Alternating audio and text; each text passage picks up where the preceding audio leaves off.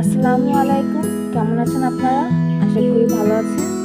আজকে আবার নিয়ে আসলাম নতুন একটা রেসিপি। সেটা হচ্ছে কাঁচা আমের ঝুরি করা টক মিষ্টি আচার। অসম্ভব সুস্বাদু খেতে আর অসম্ভব মজা। এই আমগুলো কিন্তু আমাদের গাছের আম, গাছ থেকে পেড়ে আনা। এগুলো প্রায় কাঁচা পাকা আম, বেশিরভাগই কাঁচা আম। এগুলোকে ধুয়ে নিয়ে এখন আমরা কুটাকাটি করব। এই আম কিন্তু ভিজানো যাবে না, মানে কুটার পর ভিজানো যাবে না, এটা আগে ধুয়ে নিতে হবে, তারপরে এটা প্রক্রিয়া শুরু করতে হবে। তাহলে চলুন শুরু করা যাক। প্রথমে আমগুলোকে আমরা সুন্দর করে ধুয়ে নিয়েছি, এবার এগুলোকে কাটবো।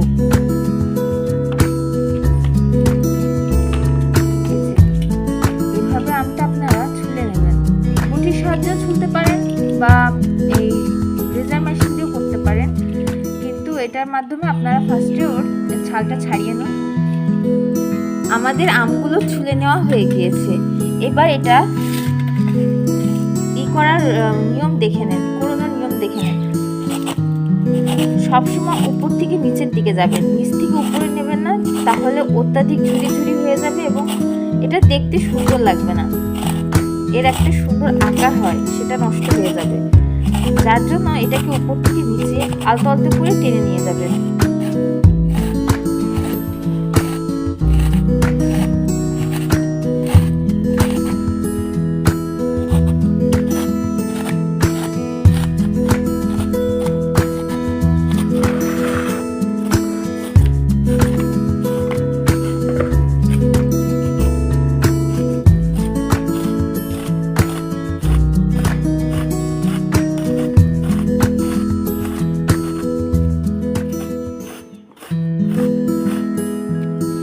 এই আমের আচারটা খেতে খুবই মজার হয়ে থাকে। এটা একটু অন্যরকম। যখন এটা তৈরি করা হবে তখনই আপনারা দেখতে পারবেন যে এটা কতটা সুন্দর দেখতে এবং খেতে তো অসাধারণ। প্রতি বছর আমের মৌসুমে আমরা অনেক প্রক্রিয়া করে আম সংরক্ষণ করি। এই দেখেন কত সুন্দর হয়েছে, দেখেছেন? একদম এরকম ঝুরি ঝুরি হতে হবে। তবে যদি আপনারা উপর থেকে নিচ নেন তাহলে হবে কি, এমন ঝুরি ঝুরি হবে না, গুঁড়ো গুঁড়ো হয়ে যাবে। সেই ক্ষেত্রে সেটা অন্যরকম লাগবে এবং আপনারা সেই সুন্দর দেখতে আচারটা পাবেন না। আমাদের এই ভিডিওতে আপনারা ভবিষ্যতে আরো অনেক কিছু দেখতে পাবেন। আমরা এই মৌসুমে আম দিয়ে অনেক কিছু তৈরি করে থাকি, জেলি, আচার, টক মিষ্টি আচার, আম শক্ত, অনেক কিছু। তা আমরা সবই আপনাদেরকে শেয়ার করব, কারণ কি আমরা চাই আমরা যেগুলো খাই বা মজা পাই যেগুলো খেয়ে, সেগুলো যাতে আপনারাও বানিয়ে মজা নিতে পারেন খেয়ে। এই দেখুন আমরা এই আমটাকে কিভাবে প্রক্রিয়া করে ঝুড়ি ঝুড়ি করে নিয়েছি। এবার এর মধ্যে আমরা একটা উপকরণ যোগ করব, সেটা হচ্ছে লবণ। তাহলে আমরা এখন এর মধ্যে 1 চামচ লবণ দিয়ে নেব।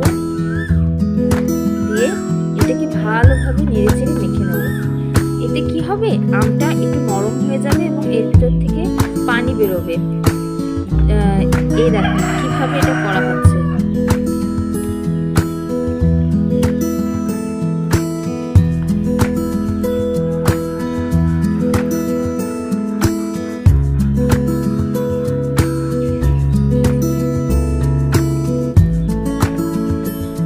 এই দেখুন আমাদের মাখানো শেষ। এবার আমরা এটাকে একটা সুন্দর পরিষ্কার কাপড় নেব। পরিষ্কার কাপড়ে নিতে হবে যাতে আমরা এটার থেকে যে পানিটা বেরোচ্ছে, মাখানোর পর কিন্তু আমের থেকে পানি ছাড়বে, এই পানিটা আমরা বের করে ফেলবো।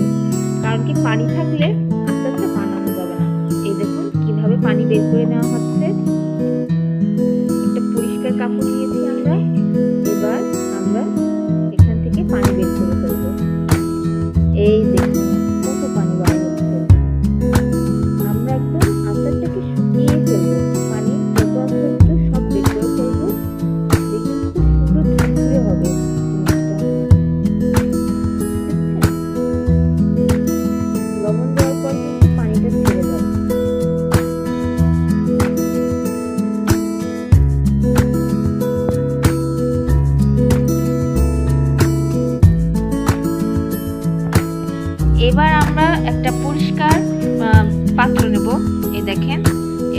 গামলা নিয়ে এর মধ্যে আমরা সরিষার তেল মাখিয়ে নেব। দেখুন বেশি পরিমাণে না, কয়েক ফোঁটা দিয়ে আমরা এটাকে মাখিয়ে নিলাম। এতে কি হবে, আচারটা শুকিয়ে যাওয়ার পর খুব সহজে উঠে যাবে, খুবই মসৃণ ভাবে।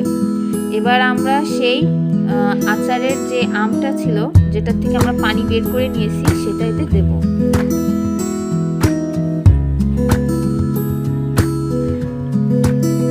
এর সাথে যোগ করব আমরা চিনি, পরিমাণ মতো চিনি দেবেন আপনাদের স্বাদ অনুযায়ী।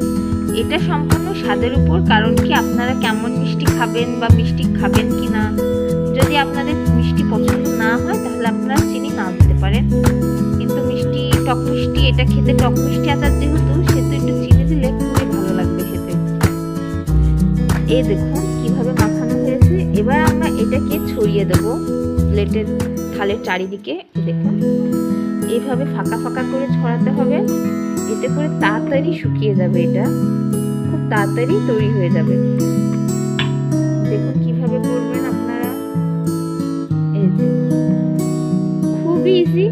আপনারা চেষ্টা করে দেখুন, বাসায় বসে খুবই তাড়াতাড়ি এটা বানাতে পারবেন, এবং বিশ্বাস করুন এটা অতুলনীয় খেতে। উপকরণ খুবই সহজে পাওয়া যায় আপনাদের হাতের কাছে। সবচেয়ে প্রধান উপকরণ হচ্ছে আম, দেন লবণ আর সামান্য একটু চিনি। এর কিন্তু প্রক্রিয়া আরো আছে, যা আমরা গতকালকে ভিডিওতে দেব। আপনারা অপেক্ষায় থাকুন, ভালো থাকুন, সুস্থ থাকুন। আমাদের সাবস্ক্রাইব করুন, চ্যানেলকে সাবস্ক্রাইব করুন, আমাদের পাশে থাকুন। আল্লাহ হাফেজ।